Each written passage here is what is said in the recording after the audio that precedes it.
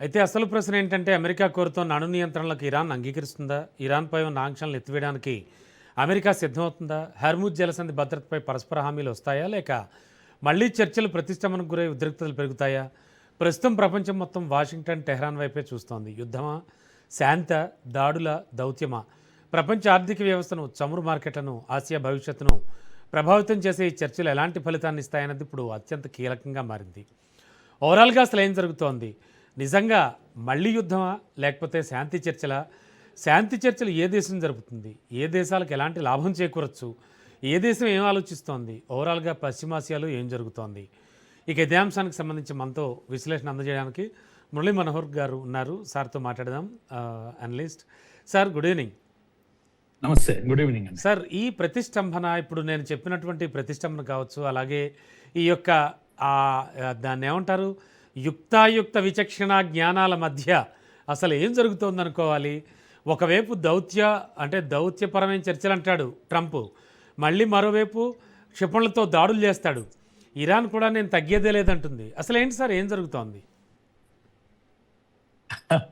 ఆ, అంటే ఒక్కోసారి ఇటువంటి వార్త ట్రంప్ చెప్పేసి సర్ప్రైజ్ చేయడం, సీజ్ ఫైర్ అయిపోతుంది, టాక్స్ మొదలైపోతాయి, ఇలాంటివి చెప్పినప్పుడు ఒకసారి ప్రపంచం అంతా పులకించిపోతుంది. అబ్బా, ఎంత మంచి మాట చెప్పాడు అని. మళ్ళా ఇదే ట్రంప్ ఏమని చెప్తాడంటే, ఫుల్ స్కేల్ అటాక్స్ చేయబోతున్నాం, మళ్ళా ఎన్నడూ లేచి నిలబడలేని ఒక స్థితిని మేము ఇరాన్కు చూయిస్తాం మేమంటే ఏంటో అని ఇంకోవైపు బెదిరిస్తూ ఉంటాడు. అసలు ఫిబ్రవరి 28 యుద్ధం అంటూ ఎప్పుడైతే మొదలైందో ఆ రోజు నుంచి ఇప్పటి వరకు war, attacks, full scale war అని ఒకవైపు, సీజ్ ఫైర్, టాక్స్ అని ఇంకోవైపు. ఇది ఒక సైకిల్ లాగా కొనసాగుతా ఉంది. దీన్ని మనం cycle of cease fire, ట్రూస్ and talks అని అంటాం. ట్రూస్ అంటే ఒప్పందాలు, టాక్స్ అంటే చర్చలు, ట్రూస్ అంటే ఒప్పందాలు, తర్వాత స్ట్రైక్స్, దాడులు. ఈ మూడు అలా ఒకటి తర్వాత ఒకటి ఒక సైకిల్ లాగా కొనసాగుతున్నాయి. కనుక ఎక్కడ గేమ్ ఆగిపోతుంది, ఎక్కడ నిలబడిపోతుంది? పూర్తి స్థాయి యుద్ధంతో నిలబడిపోతుందా, లేకపోతే పూర్తి స్థాయి చర్చలతో యుద్ధం ఆగిపోతుందా? ఇది అర్థం కానటువంటి ఒక ప్రశ్న. కనుక ఇప్పుడు కొత్తగా మన ముందు ట్రంప్ తీసుకొచ్చిన ఈ ప్రపోజల్ ఏదైతుందో, మళ్ళీ మొదలు అని ఈ యొక్క టాక్ ఏదైతుందో, ఇది కొంత ఊరట ఇచ్చినప్పటికీ కూడా నిలబడుతుందా అనేది ఎప్పుడు ఉండేటువంటి ప్రశ్న అండి నాకు కనపడుతున్నది. కనుక సంతోషిద్దాం. ఇది కనీసం ఇంత తీవ్రత ఉన్న సమయంలో మళ్ళా టాక్స్ చేస్తారట, మళ్ళా సీజ్ ఫైర్ చేస్తారట అనే వార్త జరిగితే బాగుండని ఆశిద్దాం మనం. అవును సార్. సార్, అయితే ఇక్కడ మనం ఒక విషయం ఖచ్చితంగా ఆలోచించాలి. ట్రంప్ అసలు సైనిక చర్యను నిలిపివేయడానికి అసలు కారణం ఏంటంటారు? దాని వెనక దాగి ఉన్న కారణం ఏంటి?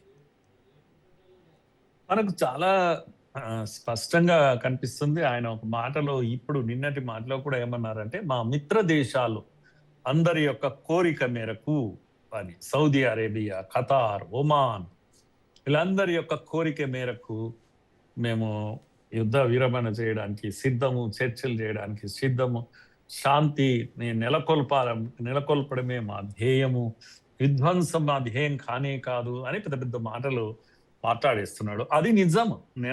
ఆయన చెప్పేది నిజము. మిత్ర దేశాలన్నీ కూడా అసలు ఓ దశలో సౌదీ అన్ని కంట్రీస్ అన్ని కూడా వెళ్ళి అమెరికాను రిక్వెస్ట్ చేస్తున్నాయని ఒక వార్త వినబడుతుంది. అయ్యా, యుద్ధం ఆపండి, మేము ఇరాన్ను మేమే వెళ్ళి కలుస్తాం, అడుక్కుంటాం, కనుక మళ్ళీ హార్ముజ్ జలసంధి ఎప్పట్లాగా పడవలు తిరగనివ్వండి, యుద్ధ విరమణ చేయండి అని అమెరికాను అడిగేటువంటి ఒక పరిస్థితి ఏర్పడ్డది. ఎందుకంటే జీవన్మరణ సమస్యగా మారిపోయింది.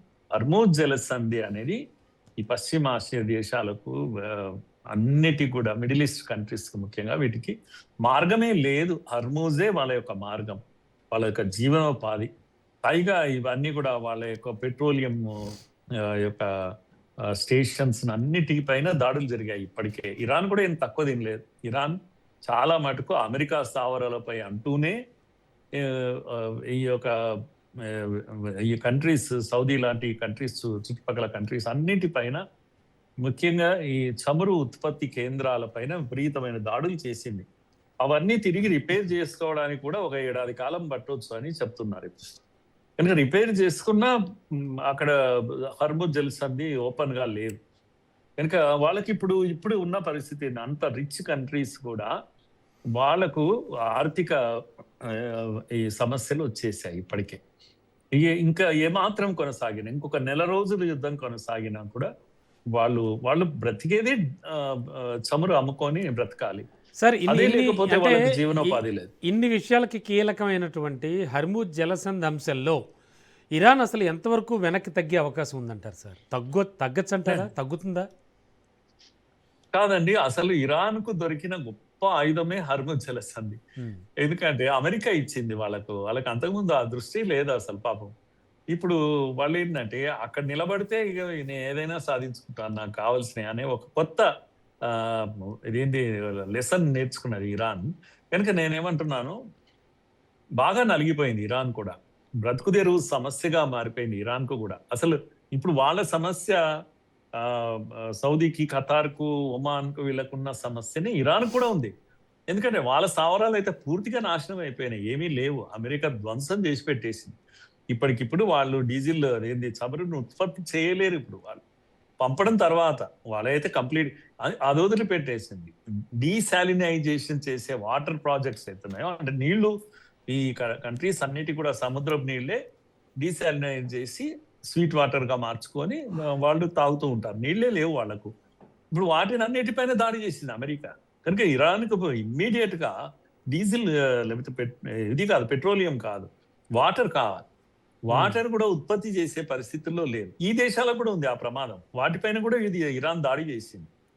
కనుక ఇప్పుడు వీటి సమస్య, డీజిల్ సమస్య ఉంది, వాటర్ సమస్య ఉంది. ఇరాన్ ఏంటంటే గంభీరం పైకి కనబడితే ఏంటంటే మాకేం ప్రాబ్లం లేదు, మేము మాత్రం మేకపోతు గాంభీర్యం అంటారు చూడండి, అలా మేకపోతు గాంభీరం కరెక్ట్ గా చెప్పారు. ఆ హర్ముజ్ను వదిలిపెట్టం అని గట్టిగా చెప్తుంది. అయితే ఇప్పుడు కూడా లేటెస్ట్ గా జరుగుతున్న టాక్స్ లో ఫస్ట్ పాయింట్ చర్చ దేనిపైన జరుగుతుంది అంటే ఫ్రోజన్ ఫండ్స్ అవి రిలీజ్ చేయండి అని అడుగుతుంది ఇరాన్. ఫ్రోజన్ ఫండ్స్ రిలీజ్ చేసినా కూడా ఇప్పుడు ఊపిరాడుతుంది ఇరాన్ కు. డబ్బులు లేవు వాళ్ళ దగ్గర కంప్లీట్ గా. కనుక చర్చలో మొదట అమెరికా అంగీకరించాల్సింది ఏంటంటే ఆ యొక్క ఏదైతే ఫ్రీజ్ చేశారో ఫండ్స్ ను అమెరికా, వాటిని రిలీజ్ చేస్తే చాలు అనేది ఇప్పుడు ఇరాన్ కు ఉన్నటువంటి పెద్ద సమస్య. కనుక టాక్స్ కు ముందుకు వచ్చారు, ఇద్దరు కూడా ముందుకు వచ్చారు.